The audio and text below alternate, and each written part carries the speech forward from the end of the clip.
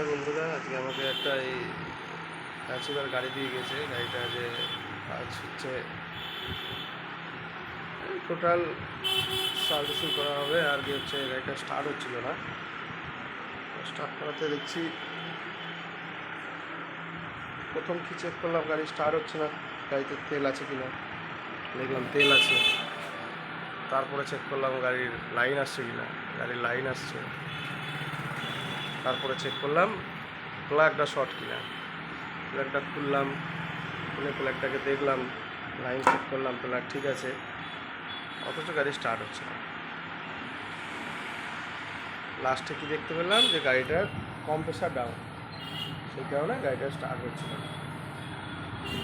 দিয়ে ট্যাঙ্কি ট্যাঙ্কি নামিয়ে এই হেডের চাপাটা খুললাম, হেডের চাপা খুলে ডকারগুলো একটুখানি ট্রাফিকগুলো লুজ করে দিলাম, দিয়ে লাগিয়ে এখন স্টার্ট করছে, স্টার্ট হয়ে যাবে। স্টার্ট হয়ে গেছে, জাস্ট এইটুকুই ছিল গাড়িটা, এখন স্টার্ট হয়ে গেছে।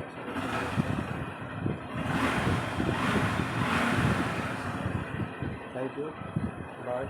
আমার চ্যানেলটাকে ফলো, লাইক, সাবস্ক্রাইব করে দিও।